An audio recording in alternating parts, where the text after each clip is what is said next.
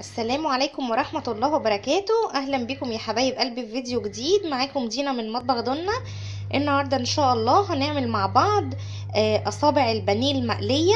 انا عندي هنا هو نص كيلو من الفراخ البانيه، انت ممكن تستعملي الكمية اللي انت تفضليها. معايا هنا هو بصلة مكعبات، طماطم مكعبات، وعندي بقى العامل الاساسي زي ما قلنا بقى كذا مرة التوابل هي اللي بتنكهلك الاكل بتاعك، وهو اللي بيفرق في ريحة وطعم طبيخك. مفيش حاجة اسمها ست بيت بتعرف تطبخ وست بيت لا، الحمد لله كلنا شطار وبنعرف نطبخ. بس اللي بيفرق من اكل واحدة للتانية هي التوابل. اختاري توابل بتاعتك صح، انا قلت المعلومة دي قبل كده. ويا ريت ما نجيبش يا جماعة التوابل اللي هي بتبقى البودر دي. نجيب حاجتنا صحيحة وننقيها ونحمصها ونطحنها عندنا في البيت، هتفرق معاكي قوي والله في الطعم وفي الريحة. ونبدأ بقى نشوف التوابل بتاعتنا قد ايه. ربع معلقة من الشطة، ربع معلقة من الفلفل الأسمر، نص معلقة توم باودر، نص معلقة بصل باودر، وملح حسب الرغبة، وربع معلقة من الجنزبيل المطحون البودر.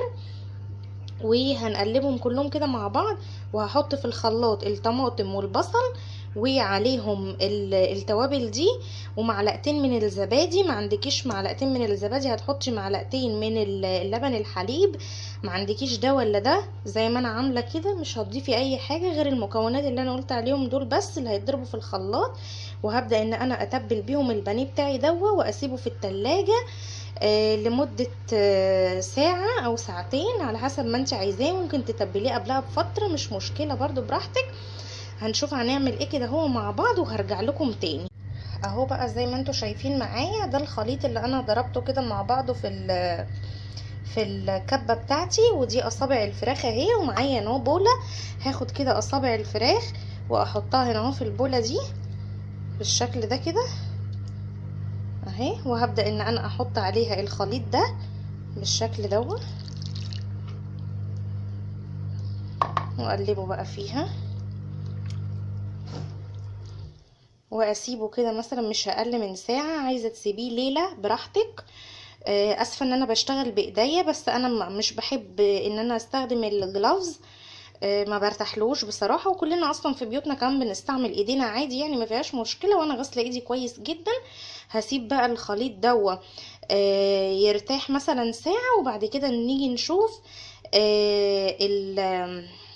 المكونات اللي احنا هنبطنه بيها علشان خاطر نقليه. هسيبه بقى يرتاح وهرجع اوريكم هعمل ايه تاني.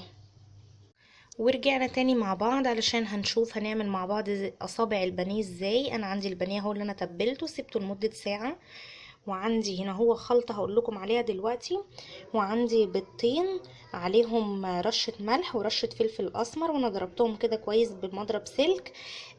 عايزة اقول بقى على ده، الخلطة دي عبارة عن بقسماط. البقسماط ده انا حتى ما بجيبوش من الافران.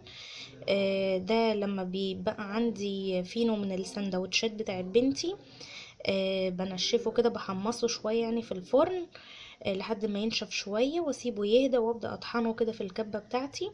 وهحط عليه ملح وفلفل وبهارات فراخ ومرقة دجاج بودر، ورشة زعتر، ورشة جنزبيل، ورشة بابريكا، ورشة كاري،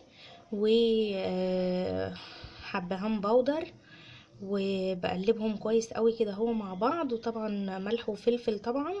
وبقلبهم كويس جدا كده مع بعض. لو انت عايزاه سبايسي ممكن تضيفي عليه شطة. لو انت مش عايزة برضو انا مش ضايفة نوع علشان بنتي. هي دي الخلطة اللي انا بستعملها في البانيه وبستعملها برضو في البوفتيك.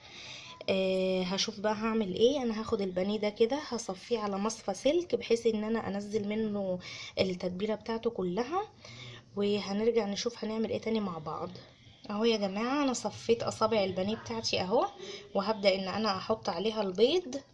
الحركة دي حلوة جدا علشان بتخليكي ما تستهلكيش اطباق كتير يعني وتملي الحوض مواعين. وتاني حاجة بتوفر معاكي جامد اوي في كمية البيض. هقلبهم كلهم كده في بعض، وهبدأ احطهم بقى على الخلطة دي، وهوريها لكم هوريكم الشكل هيبقى عامل ازاي.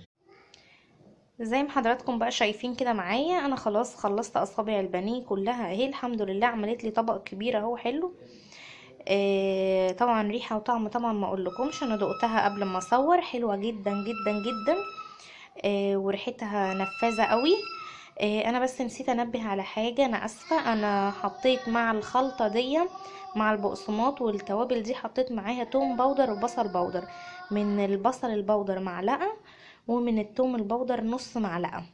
وطالعه اهو بالشكل اللي انتوا شايفينه ده. على فكره هي لونها ذهبي جدا وهي كريسبي، بس هي الكاميرا ظلمها شويه عشان الفلاش مش شغال. اتمنى ان شاء الله ان الوصفه تكون سهله وتعجبكم، واتمنى ان انا اكون ضيفه خفيفه على قلبكم. ولو انتي اول مره بتشوفي القناه، اتمنى ان انتي تعملي اشتراك وتفعلي الجرس علشان يوصلك كل جديد مني. وما تنسونيش بقى في لايك وشير للفيديو عشان يوصل لاكبر عدد من المشاهدين. والسلام عليكم.